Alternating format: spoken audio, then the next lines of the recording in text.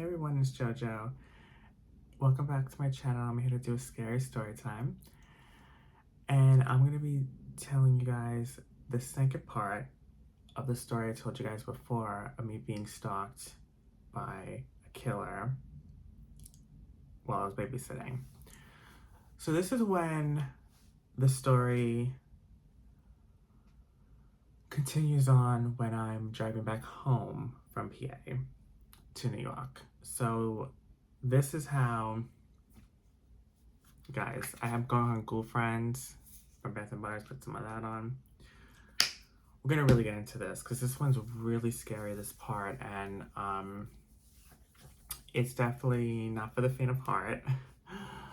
But so definitely, you know, be under the blankets, clench your teddy bears. So this story starts off with basically where the last one left off, right? So I'm leaving, my cousin makes sure I get into the car and tells me, listen, text me when you get home. And I said I will.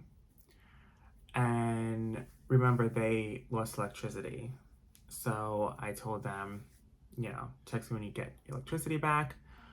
At this point, the storm is gone. Like, it stopped. It stopped raining. It stopped storming. So that stopped. So good. That was good. I was looking to drive home, and you know there would be no storm, no rain. I try to get home safely. So I'm in my car and I'm driving. And again, this is gonna be a 3-hour drive back home, you know, to New York. It's like 11:30 at night now. So I'm driving and I realize my tank is empty and I need to go, you know, I need to go to the gas station and fill it up.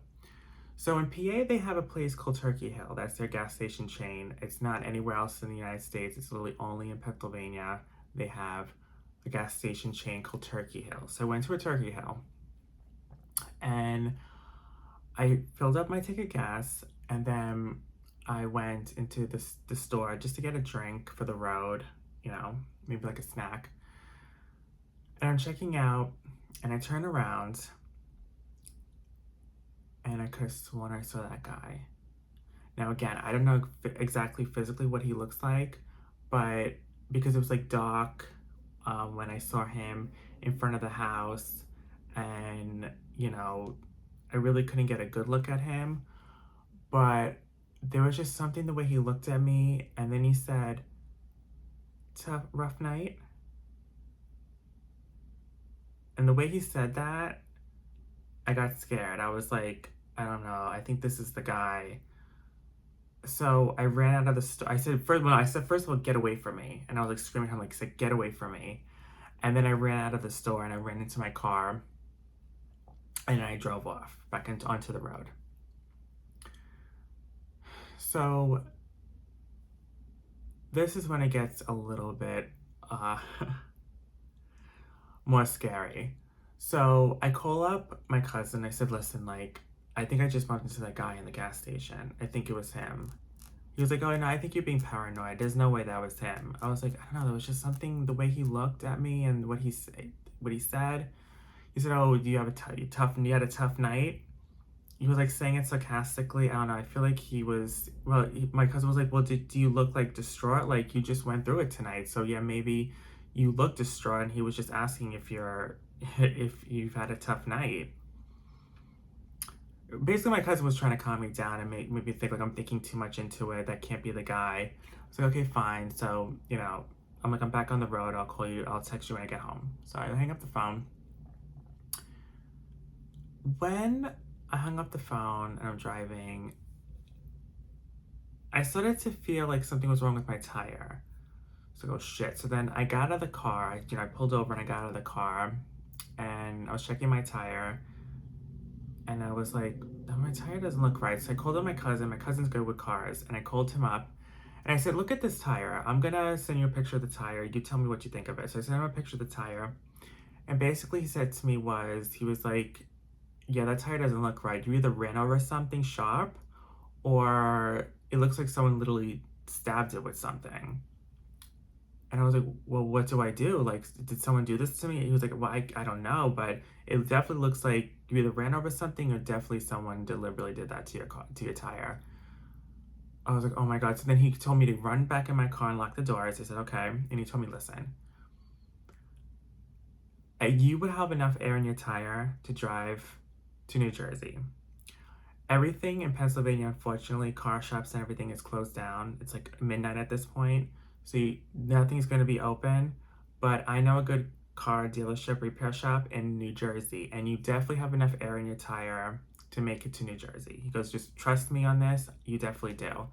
When you get there, give me a call.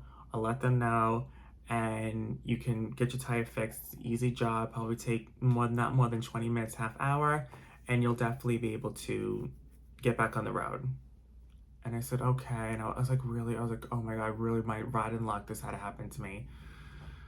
So I said, okay, fine. So then I was like, okay. So I started driving again, and I got off the phone with him, and I'm just praying that my car doesn't break down in like the middle of PA. And again, there's no traffic lights. It's pitch dark in PA. There's no traffic lights. You just see cornfields, farmhouses, and everything is pitch dark. You're literally in the middle of nowhere. I was like, okay, so please don't break down. Please don't break down. Like, I was getting really afraid. And I also feel like is the guy like, he's like watching me. Is he following me? Was that the guy in the gas station? Was that him? I was like really being scared and just overthinking everything. And then this car with a bunch of like college teens, like college kids, just like drove up to me, like beside me on the road. And they were like, oh, slow down, slow down. So I thought maybe, oh my God, maybe they see something in my car, my tire that maybe they were trying to warn me about. So okay, I'll stop. And I rolled down my window. I said, is there a problem? And they were obviously drunk and acting crazy. And they were like, we were just looking for swingers. We want to get into some fun tonight. Are you down? Are you down to come with us? And I was like, no, I'm trying to get home. I'm single. I lied to them. I said I'm a virgin. I'm just not into that. But I said, best of luck to you guys. And I rolled back up my window and I was like driving away. And as I was driving away, okay, so this next part's really scary, guys. So brace yourselves. So as I was driving off, one of the kids screamed out to me, oh yeah, if you're so single, then who's that guy in your back seat?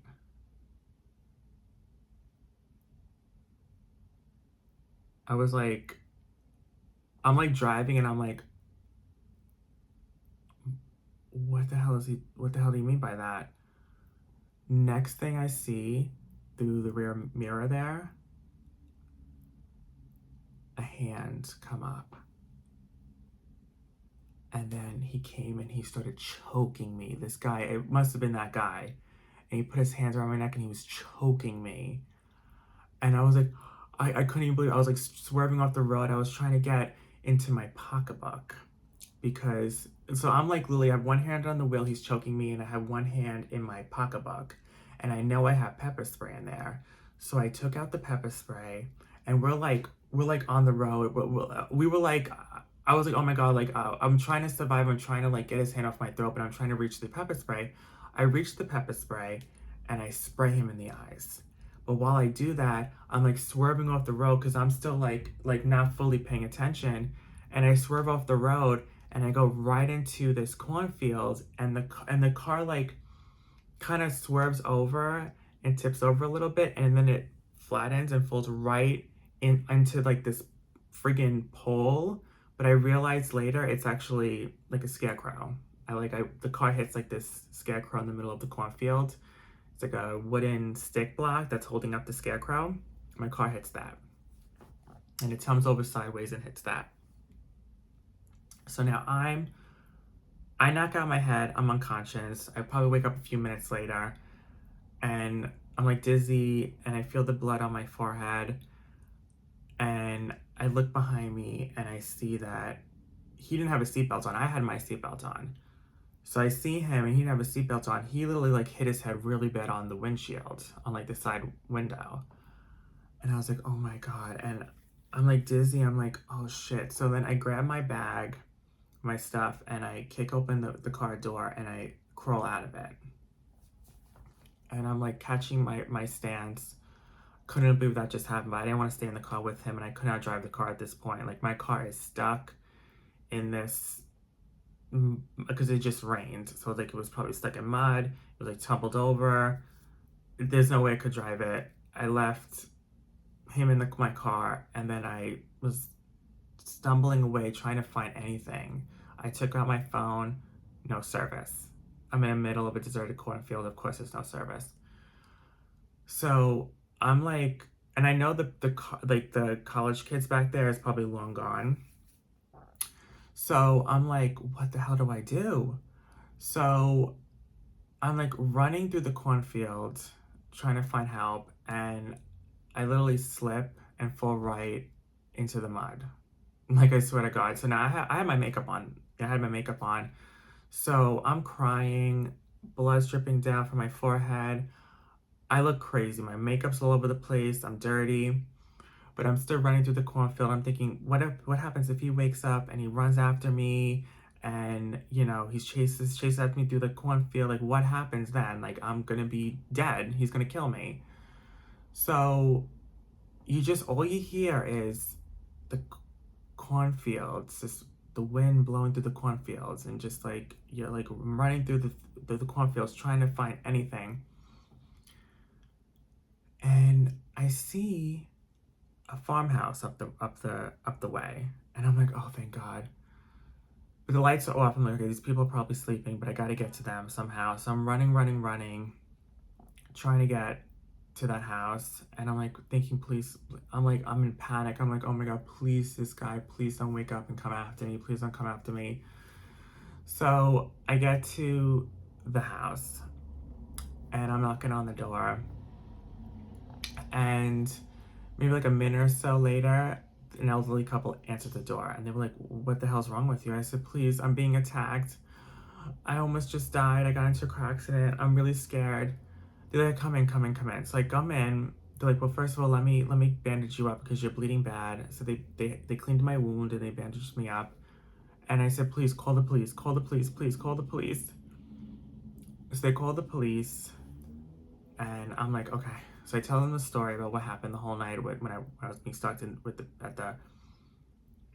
the house when I was babysitting, and then in the car. So he was following me. He was at the gas station. He was hiding in the backseat of my car. He did something to my tire.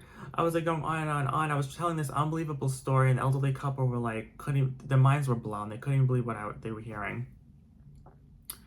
And they were like, oh my God, well, I hope you're okay. Like, I hope like you end up okay. Like we'll be here for you. Like just calm down. Like, we're here now. He's not gonna come here. Don't worry. So the cops come and they're like, okay, well, show us where you got into the car wreck. Where show us. Like, it was in the middle of the cornfield. So I walk with the police to my car, and I said, look. So there it is. He must be in there. They open up the car door. He's gone. He's not there anymore. I said, of course. So they were like, they really didn't believe me. I told them the story. They said, this is an unbelievable story you're telling us. There's no way this happened. Like, he was hiding in the backseat of your car. He did something to your tire. Like, you bumped your head pretty bad. Like, are you sure you didn't just swerve off the road because your tire was like, there was something wrong with your tire and you swerved off the road and you bumped your head? Like, are you sure about that? Because it kind of seems like that's what happened, and this other story you're telling us is not real. You're not telling us the full truth here. It's like, it's what happened, I promise. Like, I'm not going crazy. And then I was still in, like, the Lancaster area. I really never left the Lancaster area. I really didn't drive that far out of, like, the area yet. So I was still, like, around the area. So then they called up there, because I told them the story. I said, listen, just talk to the cops that were at the house before, just, like, at my cousin's house. They called them up, and they were like, they don't believe you either. Like, the kids that you were babysitting, they're telling a different story. And I was like, I know I told them, I said, I think they're doing that because they're afraid of you guys. They don't want to tell you what they saw. But I'm telling you, they were there. They saw that guy. This is what really happened. I promise you. And then I was like, there was these kids. They were drunk. They saw him too in the backseat of my car. But I was like, there's no way we were going to get a hold of them. And they were so drunk, those kids. The cops would never have believed them anyways. But I said, those are the only people that have seen the guy. But no one believed me. No one believed me. I was shit out of luck. I was like, I'm telling this crazy, unbelievable story, and they didn't believe me. So what ends up happening is my cousin comes in, picks me up. My car gets towed into a car shop nearby. My cousin drives me back to his place. I spend the night there. The next morning, I pick up my car in the car shop, and then I'm afraid. I'm like, I really don't want to drive back home, but I have no choice. You know, at that point, I'm traumatized. I have post-traumatic stress. I'm like, this guy could be anywhere. They haven't found him yet. But I ended up going back home the next morning.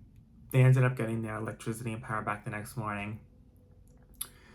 So what I think happened is, I think the guy I saw in the gas station, that wasn't the guy. I think I was being paranoid. I think I thought I saw him, but I don't think that was really him. I think he was hiding in the backseat of my car that whole time. That whole time when I was driving home, that whole time.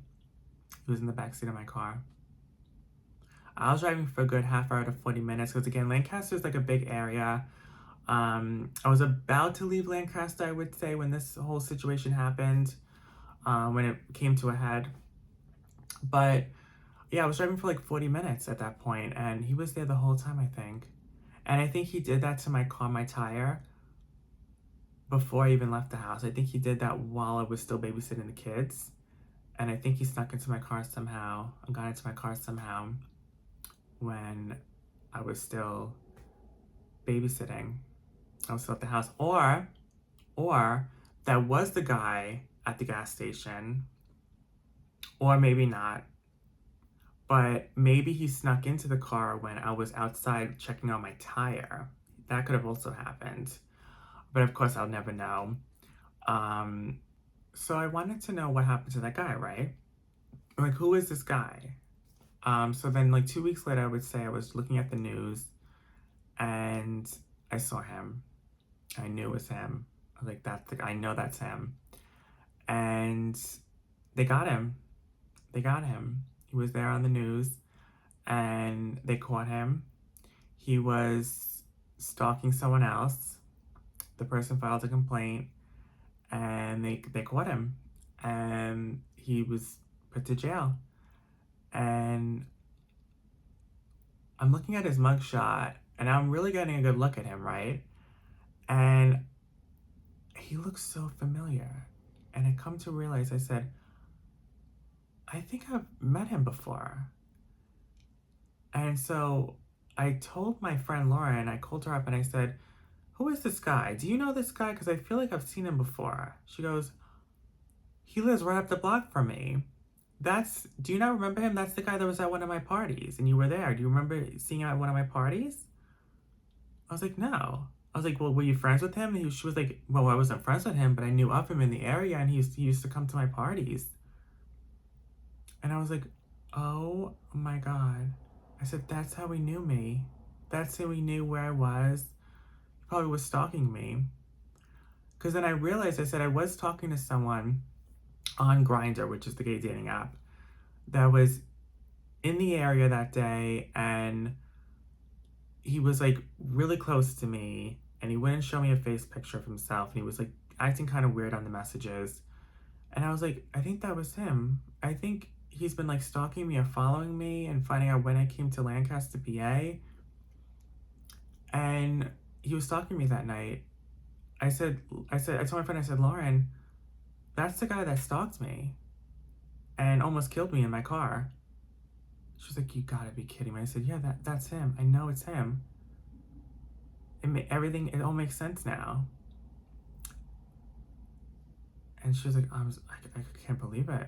She was like, yeah, he lived at the block. She's like, the only thing I knew about him was that he lived with his elderly grandma that he was like taking care of. And he had no friends. And she said that she did catch him like staring at her weirdly, leaving the house here and there. And, you know, she caught him like I don't know, like walking around in the middle of the night, like just walking around the neighborhood, looking suspicious. But other than that, like she never really caught on, or he didn't really give off the vibe that he would do something like that. And yeah, and that's what happens. So luckily he's in jail. From what I know, he's in jail. And yeah, that's the conclusion of the story. I can't believe it. It was so crazy, so scary. And I'm just so glad I survived it. Yeah, that's the ending of the scary story time of the second part of this. And yeah, I hope you guys enjoyed. Um, I will be definitely seeing you guys in the next one. Happy spooky season, guys. Good night.